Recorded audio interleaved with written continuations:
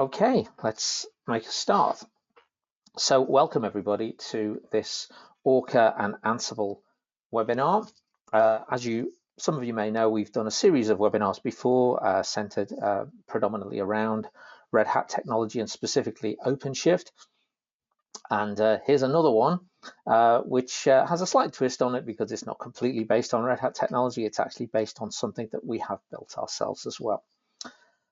This webinar is titled Automated Deployment and Server Orchestration, and it's really about how you solve some of the problems of complex deployments and some of the steps that we've taken, the tools that we've used in order to get around those sorts of problems. So to introduce myself, I'm John Cornforth. I'm the Head of Service Delivery at Tier 2. Some of you may have heard my dulcet tones before on these webinars, but I'm delighted to say this morning that I'm joined by my colleague Dan Bennett, who is our software development lead, and he's actually going to be doing most of the talking. And his tones are far more dulcet than mine, so hopefully that will provide an improved experience. So just to go through what we're going to cover today. First of all, I'll just introduce you to Tier 2 and tell you a little bit about what we do.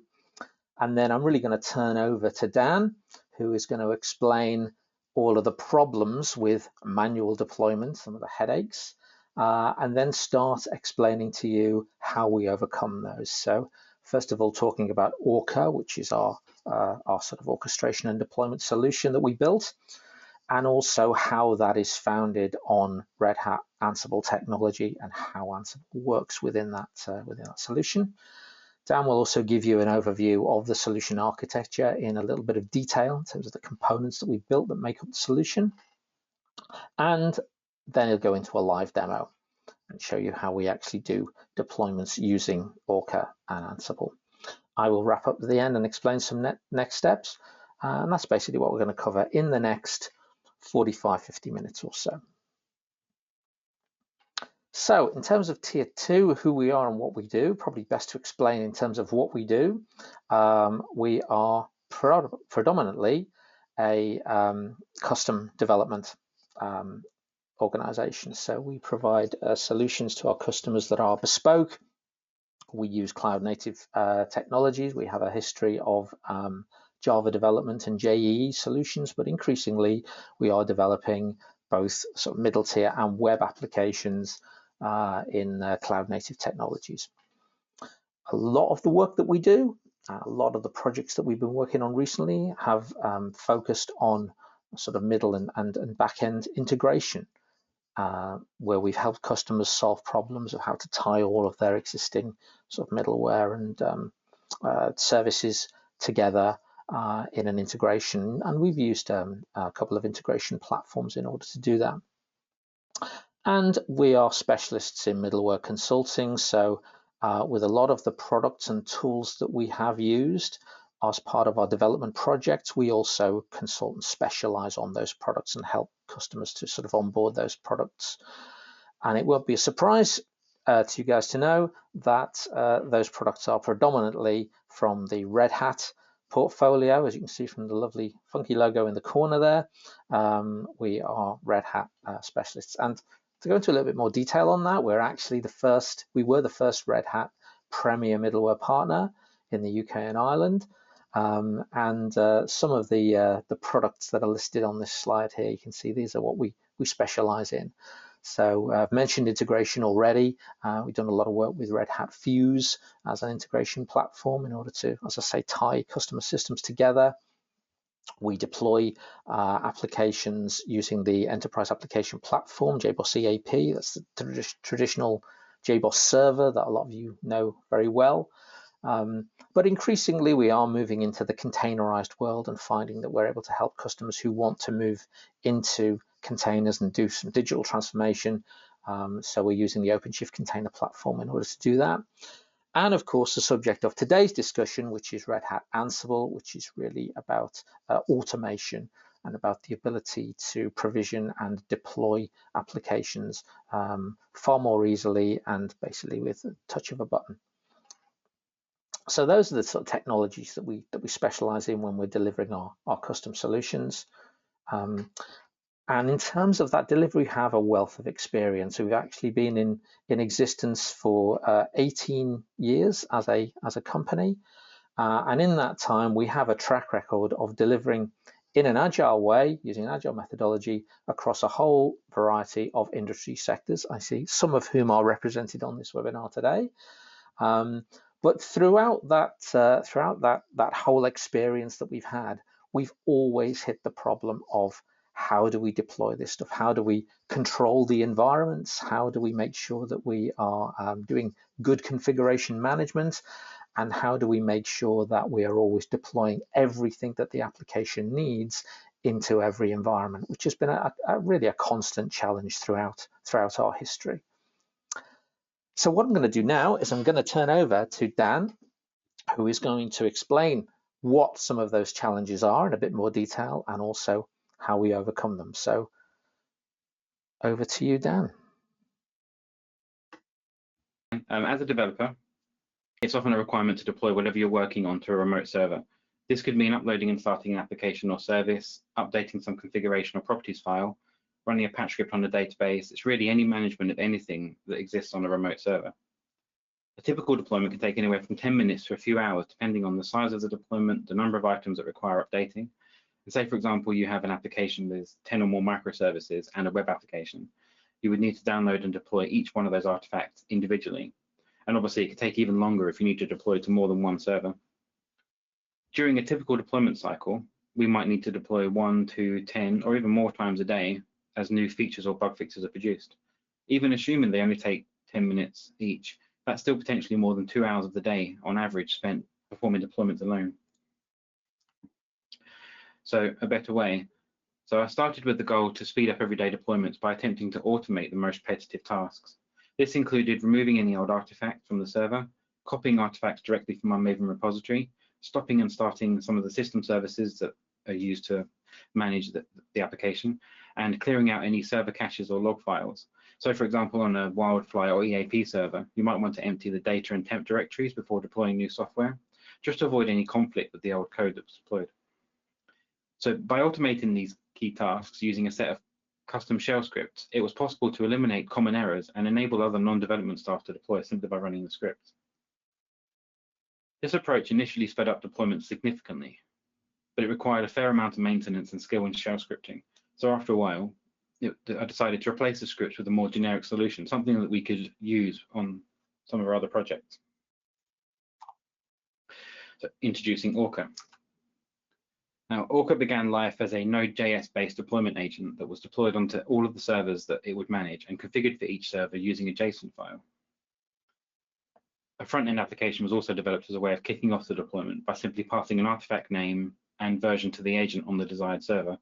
Obviously, the application was also configured up front so it knew where the deployment agents existed and what artifacts were available to be deployed there.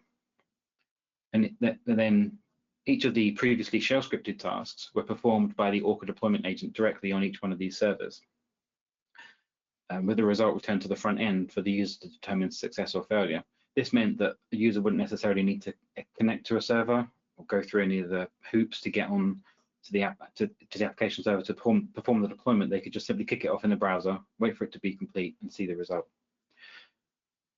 So again, this sped up deployment, but the issue with this approach was that in order to add any new functionality, a new way of deploying, for example, or a new type of artifact, maybe you'd written in a different language or whatever, the deployment agent would need to be updated and then redeployed to each server every time. So to simplify the solution, we needed a tool that would remove a lot of the development and maintenance effort, and this is where Red Hat Ansible comes in.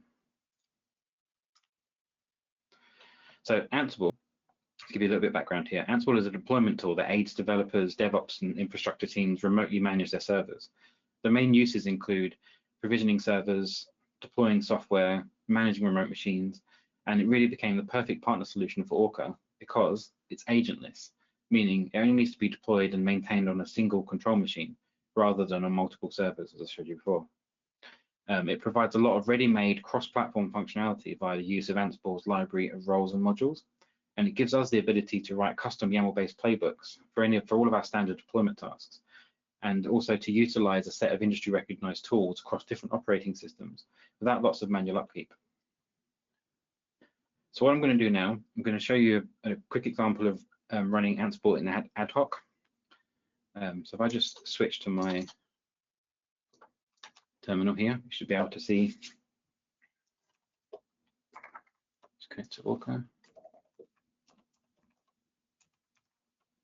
Now, the Ansible command is just Ansible. If you're running a playbook, then you would use Ansible-playbook, and you need to select the module. So for this case, I'm just going to ping a Linux test server. You just select the ping module. Now, if you were running a ping against the Windows, there is a win_ping module which you would use instead. And actually, this is the case for a lot of the modules that aren't available out of the box for Windows. There is a win_version usually available. So the next parameter is my inventory. So an inventory is essentially a server catalog, and it contains details of all the servers that you want to connect to, along with all the authentication information, anything it needs to connect to there. We tend to maintain these at a project level. So for an individual project, we have all the servers listed in there, and at deployment time, we can just select which server from that inventory that we want to deploy to. As part of that, you give each server a nickname or group of servers if you're managing multiple. So in this case, my server is called test machine. So now if I run this, I would expect a happy response. So here it's helpfully in green. You can see it ran against test machine, which is the nickname of the machine in my inventory file. The response was successful, so there was no error reported by Ansible during the task. And I have this now, gives me all the information I need. The first thing you'll notice is there's an Ansible fact section here. And the only thing it needed for this one was to know where the Python interpreter was for the task. Obviously it uses Python under the covers for this one. That is one of the things that Ansible does. At the beginning of any play or ad hoc task, it will collate all of the Ansible facts it needs in order to execute the tasks you've given it. Then we have a changed flag. So I didn't change anything on the server. I just pinged it to see if it was available. So there's no change there, but if you were doing some sort of deployment, this would obviously come back as true. And then I have a Pong response to my ping. So from what I can see on there, that's a successful run. My server's up and ready, and it's responding to the configuration I've given it. Switch back to here. So building on Ansible, the new version of Orca was built in Angular 6, the web application here, and it provides a nice functional interface that anyone can use. It gives you the ability to administer your playbook configuration, applications and artifacts. You can trigger custom playbooks, trigger deployment of pre-configured applications, update deployment files that exist in a Git repository, restart one or more of your system services and start, stop, whatever, update accessible databases, view system logs, etc. Basically, anything that you would normally do during a deployment or during maintenance that requires you to connect to a server, we can do through Orca. In addition to that, you also get role-based access at an application and environment level. So we've configured it so that, for example, a junior person could be restricted to only be able to deploy to dev for a single project for obvious reasons, whereas a more senior person could just be given access to everything. And this application here communicates with the deployment service via REST. Now, the Orca service exists on the Orca server, which is a Rails 7 based system, and it's written using Express in Node.js. It sits in front of the Ansible installation where all the deployment tasks are orchestrated, and it's served along with the web app by Apache HTTPD. Similar to the deployment agent, the service is configured using a set of JSON scripts. Usually there's a couple for the service itself, but also each of the applications that Orca can manage is also maintained inside a JSON script, which gives you all the information. I'll show you an example of that in a moment.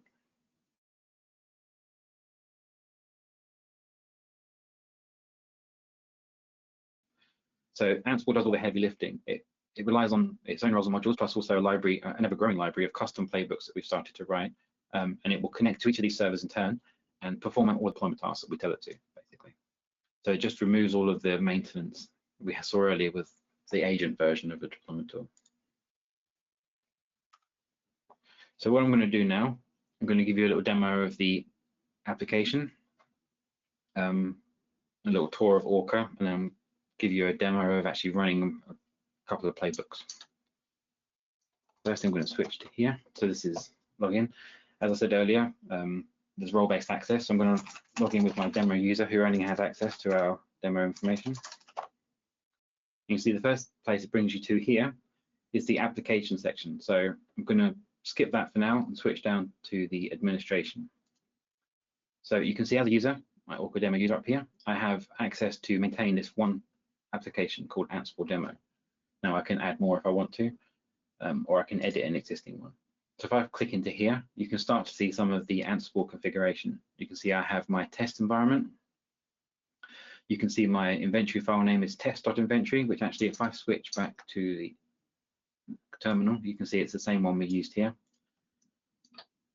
And I have some information that is useful for the system to actually run.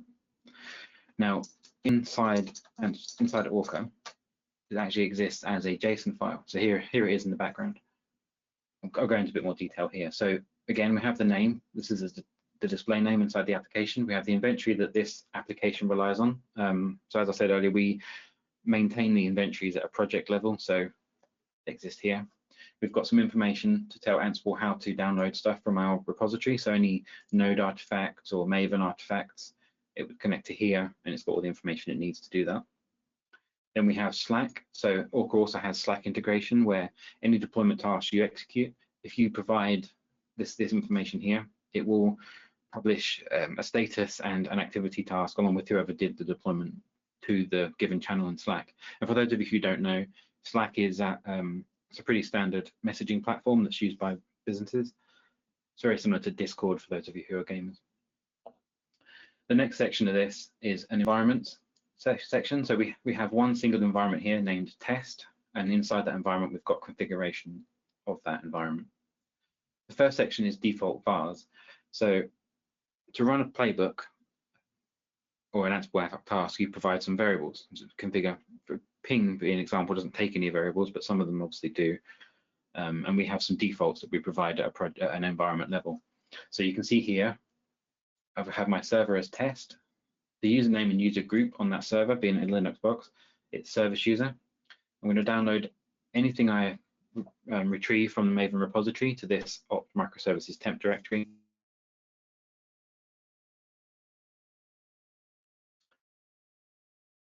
Being a very, very simple application just for demo purposes, there's no databases and there's no properties files, but you would add them in here with a standard config. And then we have our services. So the first one you notice, we have a Spring microservice, which I'm going to deploy later.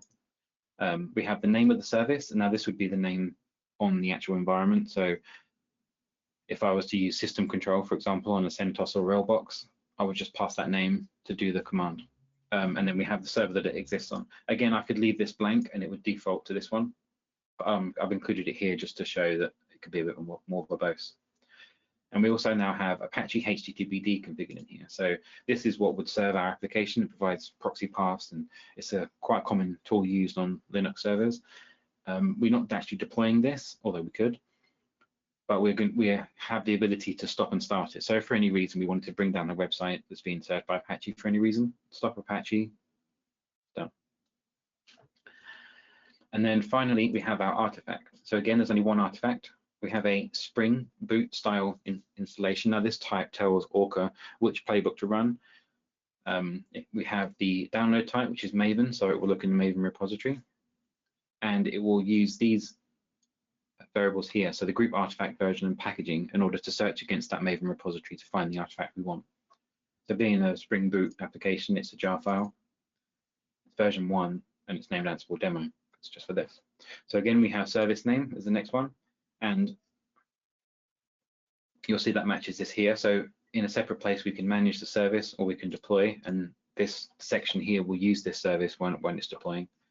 We're going to deploy the application to this directory on the server, and the log file based on the configuration inside the application will exist here. So the log service is basically an agent that is managed through Orca that will give you access to any logs that you configure it for.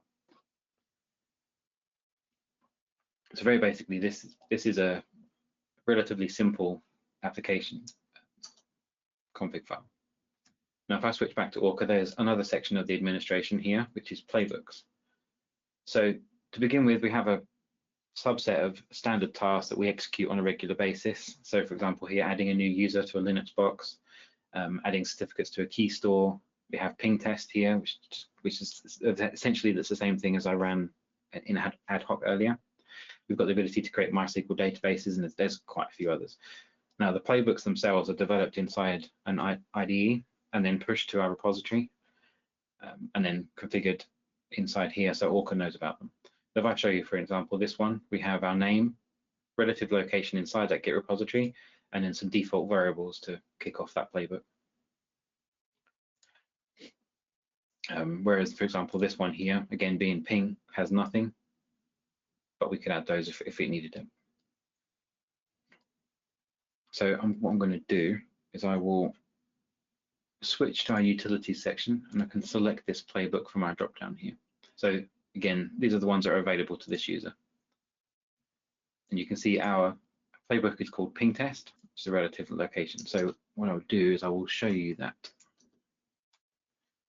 So this is probably the simplest playbook you'll ever see. It's a playbook named test connectivity to target servers. It uses a server variable as a host, but if you don't provide this, then it will default to dev. And there's a bunch of different flags and things you can use inside playbooks. Dev being a pretty standard nickname for a dev server.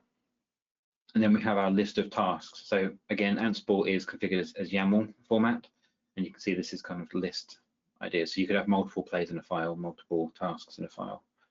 Now our one and only task is named ping test, and it utilizes the ping module. So this is a playbook version of the ad hoc module we ran earlier. Look back to here, you can see Ansible ping, no parameters against test inventory on test machine. So what I'll do is I'll run this again here. So I'm going to put in test machine as my server name. I'm going to select the inventory I want to run it from. It's not changing anything, so I'm going to uncheck this test run flag, and then I will click run. Now, if we wait for a second, we should get a response pretty quickly. Here we go. Completed running play successfully. Now we've got some information, basically the playbook log. Firstly, there's process options, which is the path at runtime essentially. We have the compiled command, which is really useful if you're trying to debug an issue with a playbook and it's not immediately evident through Orca. You can connect to the server and run it directly. It's really useful for quite complex playbooks. Then we have our play. So you can see again here, we have our test connectivity to target servers, and you'll notice this matches, the name here. Then we have the first task of gathering facts. So even as a playbook, Ansible will first gather some facts about the server it's connecting to. Most likely it will just be the Python interpreter again. And if you wanted to enable some further debug, there is flags to enable that too. So you could print out more of what the playbook is doing. But in this case, we just need the basics. And then finally, we have our ping test task. So again, the name matches the play. It ran ping against test machine, and the response was okay, that's happy. And then finally, at the bottom, we have a play recap. So against test machine, we ran 2 tasks. They're both successful. Nothing was changed because we just pinged. No servers were unreachable. Nothing failed. Nothing was skipped. Nothing was rescued, and nothing was ignored. So overall, pretty successful run. So now you've seen a simple playbook. I'm going to show you a more complex one that we're going to run through in this demo. So here we have a much bigger playbook.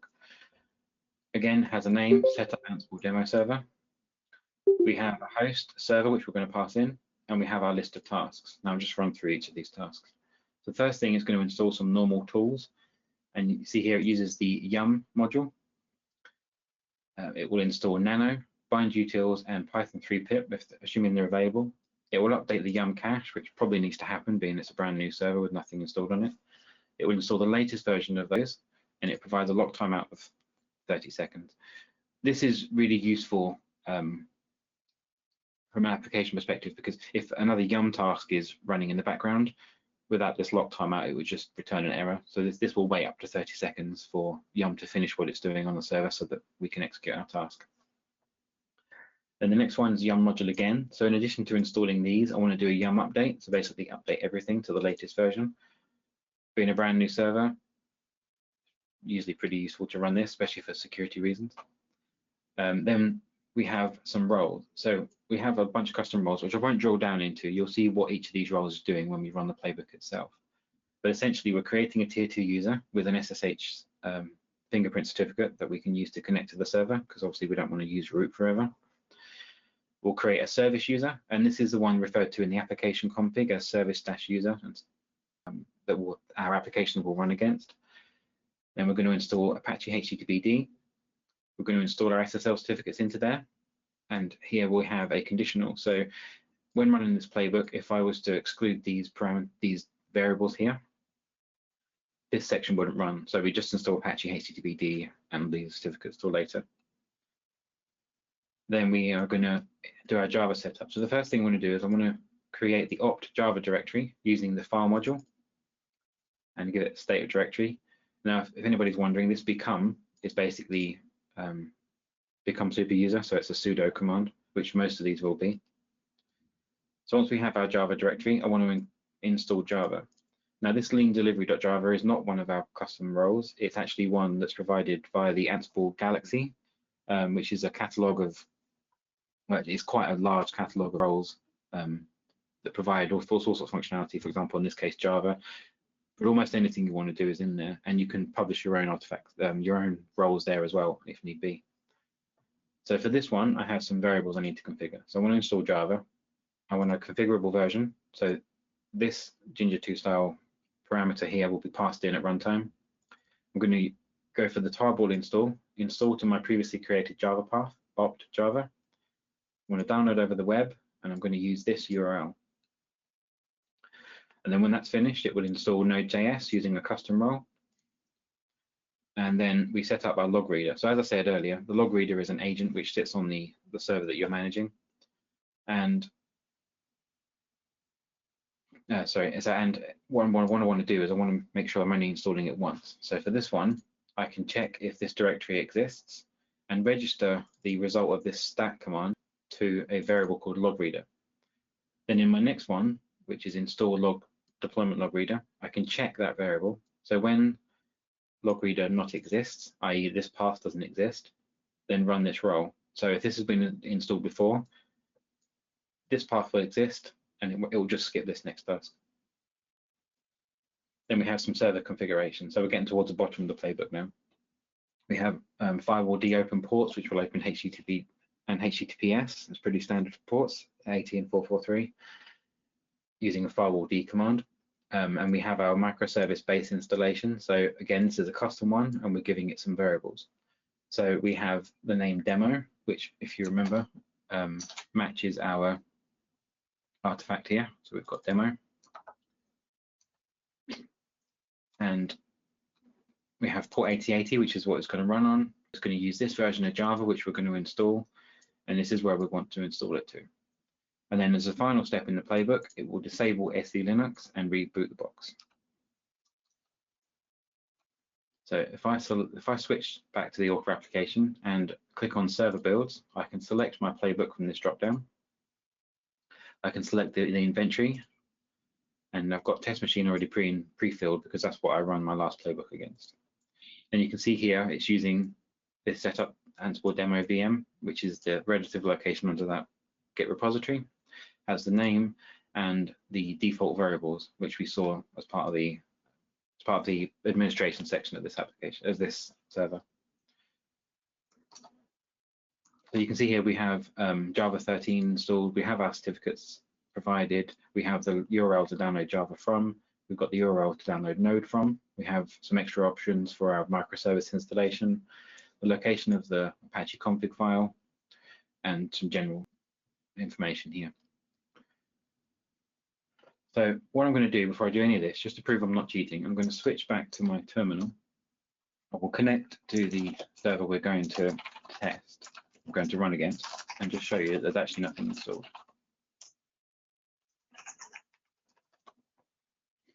So I'm going to install Java. So if I want to just check Java's not installed, it's not there. If I check Node and npm, I can have a look under the opt directory, and you can see there's just the RH directory there. There's no microservices or Java or anything else. And finally, I could have a look at the HTTP.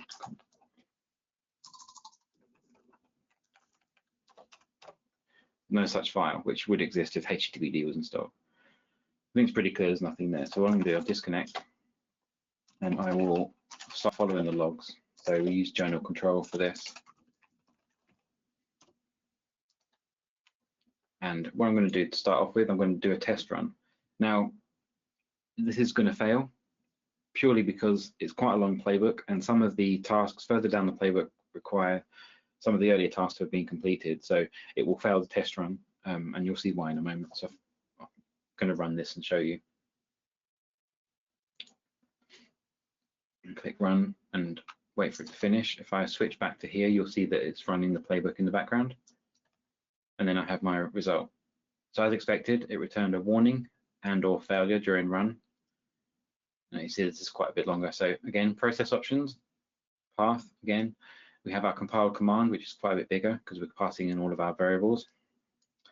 We have our play from here. So set up Ansible demo server, CentOS 7. We gather some facts, as always. Then we're going to install our normal tools. Now the Ansible says that this will change the machine, but it hasn't done. It's just a test run. Update, yum update, again, being a brand new server, it needs a yum update, so it will change the server. Then we are going to create our tier 2 user. And the individual steps inside here, you'll see it's prefixed with this Linux create tier 2 user. And then the first step is to ensure the will group exists. It will enable passwordless sudo. So it says here, look, the will group already exists, so it won't change anything, but it's not passwordless sudo enabled, so it will change that. It will create a tier 2 user and generate an SSH key. It will copy the public and private key to the Ansible control server so that we can use them later on for SSHing. And it will set permissions on that key. Now that's where it fails because the key doesn't exist. Because it's a test run, we haven't created the tier 2 user. But that's okay. This gives me a nice confident feeling that my playbook doesn't have any syntax errors, that it will at least begin to run, and that some of my tasks will complete. So it's just a belt and braces check, really. So if we check the recap at the bottom here, we can see that there were 6 tasks executed that were okay. 4 of them will change the server. We have 1 failure, which is the last one here, and you'll see this fatal failed. It's very similar layout to the ad hoc task that we showed earlier. 2 tasks were skipped because they were okay and didn't need to be run, and there was nothing rescued or ignored. So that seems like a pretty good indication that this will work. So what I'm going to do now, I'm going to run this big playbook, and hopefully it won't fall over. Now, because this is quite long, I'm going to switch to this, and I can talk you through some of what it's doing at the same time. So you can see here we have task, install normal tools, which is completed. It changed the test machine. We have the update system task running. This might take a little while because yum update can take some time. So we just need to wait for this to finish. And essentially what you're seeing here is the same as we'll see in the front end as a user. So again, up here we have our command being executed. We have the compiled command, which is printed to the front end. First off, it will just make sure that it's got all the latest Ansible and Orca config. So what it does, everything's GitOps style. So the JSON files that are maintained by a developer inside a Git repository for Orca, at an application level, at system level, all the playbooks and everything, they all exist inside Git repositories.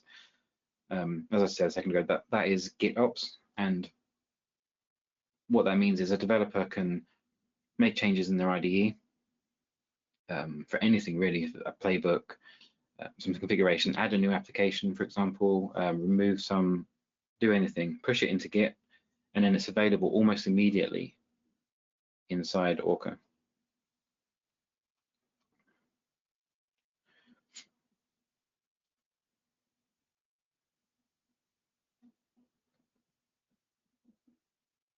This won't take too much longer.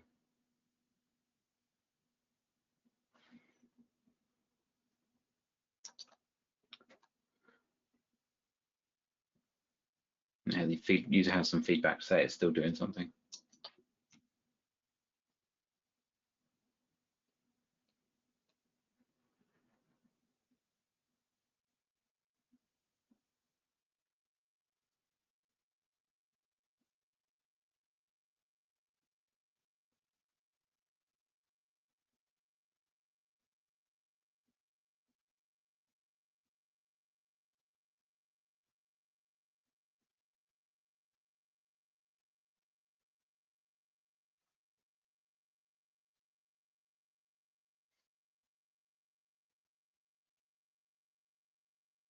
Maybe what I'll do while this is running is I'll show you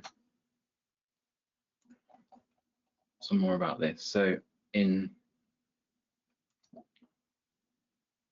our application config here,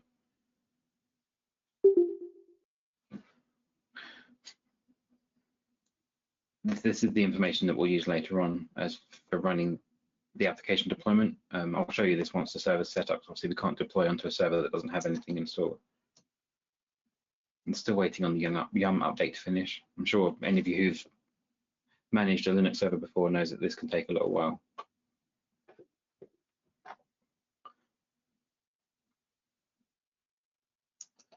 Yeah.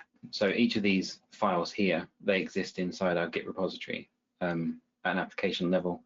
And all Orca would need in order to have another application added is a new file. So it will check each of the directories. It will each of the configured directories for the application that are in there. It reads the JSON file, and assuming everything is happy, which does some validation, you'll be able to see those in the front end. So switching to here, you can see I have my Ansible demo application, and I have access to the test environment as part of this user. Obviously, as another user, I'll probably see a bigger list of applications down the side here. And as a super user or an administrator, I'd have access to things such as an audit log. Everything that's done is audited, because obviously things like this you wouldn't want to just let anybody loose on it. So it's good to have everything audited and everything. Every playbook run is stored, so we can refer to it later. If something breaks on a server, there's some element of what happened and when. And obviously user maintenance as well.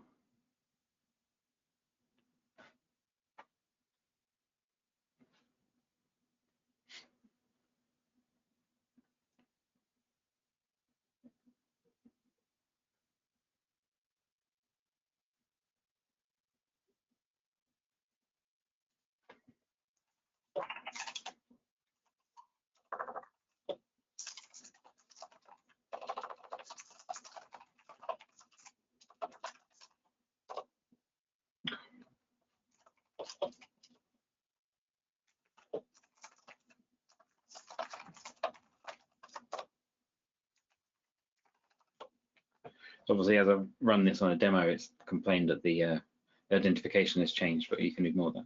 So as root, I can log in and I can start to see that some of the changes have happened. So if I was to try and use a nano on a random file, see it's now installed. So the playbook tasks up here have carried on. So now we can see here, it's finally finished the Yum update, thankfully. If I scroll up a little bit, we can see it started to create our tier 2 user. Down here, it executed all the steps, and this time, once it got to the set permissions on authorized keys file, it passed because it existed. Then we create the service user, and again, changes. There is a warning, which we can look at in a minute. We have the other roles being included. So we've got installation of Apache HTTPD, installation of the certs. We have our Java directory created down here, and then we kick off the role of the lean delivery Java role from Ansible Galaxy, which carries on. So if we follow this down, we've got a nice big ugly log there, which comes from the role.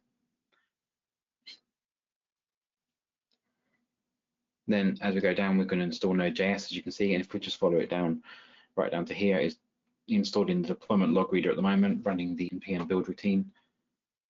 Each step will carry on, so it's going quite quickly now. Hopefully it shouldn't take too long to finish, and I can show you the full log inside Orca. So the last thing here, you can see disable SD Linux kicked off, and then it's rebooting the machine. So what happened now is I've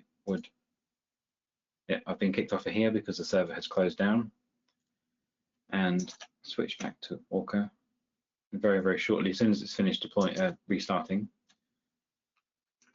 here we go, I'll get a response in the front end. So even though it's waited a long time, it's still giving me my playbook run at the end.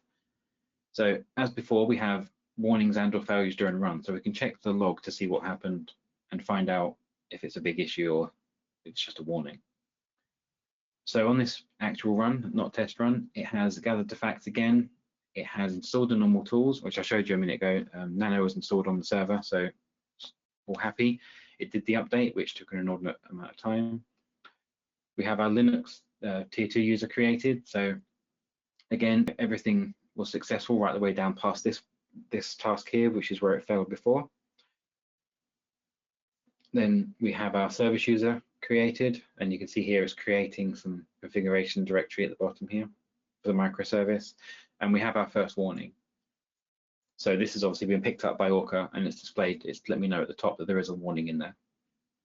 So what this is, it's saying that my Ansible temp directory doesn't exist and was created with 700, but that's not something I'm ever going to use, so I don't care. I can ignore that and move on. Then it installs HTTPD, and part of that you can see it installs HTTPD and the mod SSL modules for Apache. It configures it by passing in this server name as test.tier2consultant.uk. It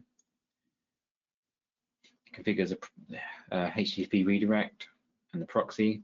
It will install it as a system service and start it up. And then we kick our next role, which is installation of the SSL certs. So essentially what this is doing is it will copy the files from Git onto the server. Then it will configure a HTTPD to use those certs. Generally, this is in the SSL.conf. So you can see here, it looks for this string SSL certificate file and replaces it with this here, which is the certificate file we installed just up here. So I carry on down, and you can see finally, as it did before, it's just making sure that this HTTP service is included and started. Now, Ansible has some nice things about it where you can run the idea is being you would run a task multiple times, and if it's already been executed, it never needs to run again. So even though we've done this before, it won't fail because it's just a check. We move on to our Java installation. So we created the Java directory. We've included this role, which will do all the nice stuff, downloading the archive, installing it, running the tarball installation. It will set the Java home directory, create the binaries, and it updates the alternatives, which is a Linux thing. So to know, so you can use Java on the command line essentially. And you can see for each step here that the test machine was changed, and this is the output for each step. Then it applies a security policy patch, which is a nice headache we don't have to worry about. And then Java's installed. So next we have Node.js, and again, running down these fairly quickly, you can see they all changed something or were okay. And we create symlinks so that they're available on the path, and we create our npm-rc file. So this actually allows us to access our custom node registry. And then we have to check to see if deployment log reader exists, which it doesn't. So it's done the install. You can see it's run the second one here, which installs Git with the GitOps approach. It has made sure this SSH directory exists. It copies in some SSH files so that we can download from the Git repository, set some file permissions, various other bits and pieces here. Finally, the log reader is enabled as a service. And we move on to the next task, which is opening firewall D ports. HTTP and HTTPS are opened both successfully. Microservice base created, including a reverse proxy in Apache, which is the HTTPD conf file. Then the disabling SE Linux, which installs its own dependencies. So this role here actually requires something else to be installed on the host machine, and the role takes care of it for you, so you don't need to worry about pre-installing anything.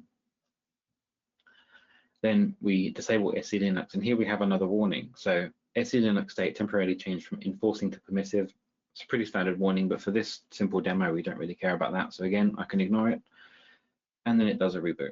So finally, at the very, very end, we have our recap. On the test machine, we have invoked 71 tasks that were successful. 53 of those tasks changed something on the server. None of the servers were unreachable. None of the tasks failed. One of them was skipped because it didn't need to be executed. Nothing was rescued and nothing was ignored. So it seems pretty successful despite the fact there were warnings. Now, if I switch back to here, I'm going to stop tailing this log and reconnect to our test server to just check that everything's installed successfully.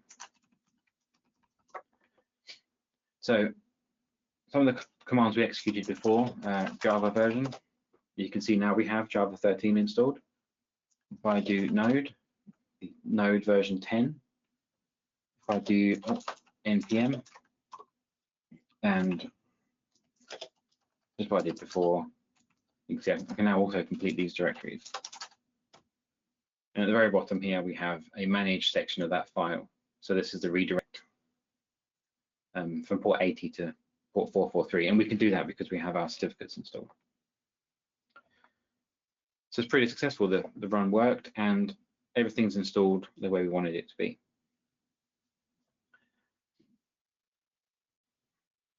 So now if I just check under here, we should have a few more directories installed. We have our Java and Node and Orca, which is where Orca stores its configuration.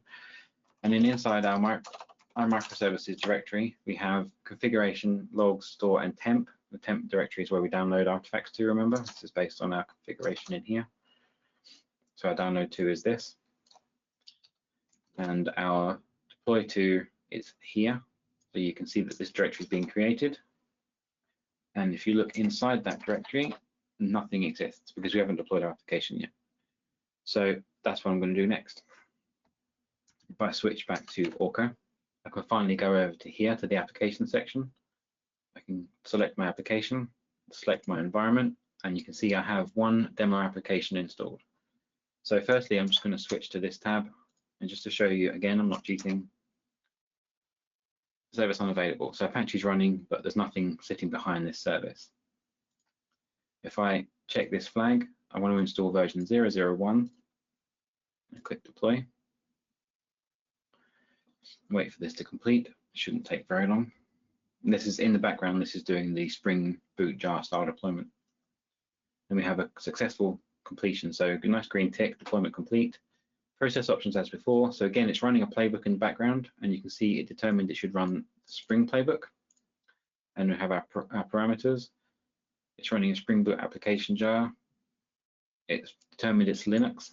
So you can determine, you can have some catches in there. So if you want to run one role for a number of different servers, you can do a check to find out which architecture you're deploying to or which operating system type you're deploying to, Linux, Windows, CentOS, whatever, and then have a role configured specifically for that installation. We download our artifact from Nexus. So that's the next step on this. We print out the URL so you can see it, which is here. Then we have, so we're checking for a Maven release artifact, which it is. So it made a change. Didn't do anything with npm because it's not an npm artifact. And then we loading our service module. So again, it's working for Linux because it's also configured to work for Windows. Stop the system service. It worked okay. We're not doing any of those ones. We remove the previous deployment, recreate the deployed directory, copy the jar file to that directory, create a symlink, and you'll see this here. We're creating this link here to this jar file. Then we are, so again, we're running a Linux version of the system service command, but this time it runs a start. So you'll notice before it ran stop, and this time it's running stop. So you can run the same role or playbook with parameters, and it will do different things each time. And at the very bottom, as per the other runs, we have our recap. So we've got 14 tasks, 7 changed the server, and nothing else was unsuccessful. Obviously 8 skipped tasks because they didn't need to be executed. So if I switch back to this tab now, with any luck, you should be able to see I now have an application installed at version 001. So you can see there what's happened is I've taken a completely blank server, I've built it so that I can deploy to it, and deployed to it in under 10 minutes, roughly. So now what I've done is I've developed a new version of code, 002. I want to deploy that as well. So simply change the version, check this, and click deploy. And as before, it will run the same task again, and hopefully very quickly it should complete.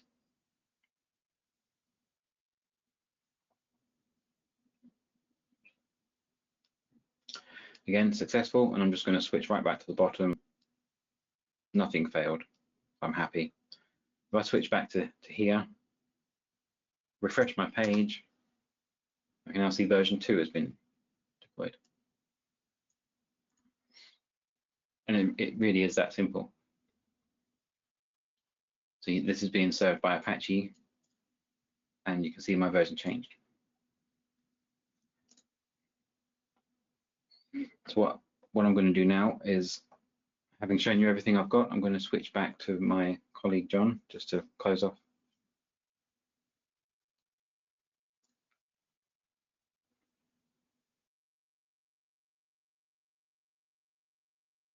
Okay, thank you very much indeed, Dan. I think you guys will agree that was a superb demo, just showing you the power both of Ansible and the Orca solution that we've built. So really just remains for me to wrap up and really just summarize the sorts of things that you might be struggling with and how maybe Tier 2 can help you. So if it's complex deployments, then that's obviously something that we can help you with, as you've seen. If you're trying to develop a custom solution and you maybe need some help with that, then again, that's kind of the essence of what we do. We can help you with that. And if you're particularly interested in the Ansible technology and how we've used it, then that is, again, something that we can help you with, whether that's provisioning servers, installing servers, or whether that's deploying applications. You can see that we've got a number of ways in which we can leverage the power of what Red Hat Ansible can do for you. So if you're any of those people, then please do talk to us. And in terms of the contact information, that's up there on the screen, both myself and Dan, and any general inquiries, anything where you want to maybe reach out to us and talk to us about us potentially helping you with something, the sales email address is on there. So it just really remains for me to say thank you very much, and hope to speak to you again on another webinar. Thank you.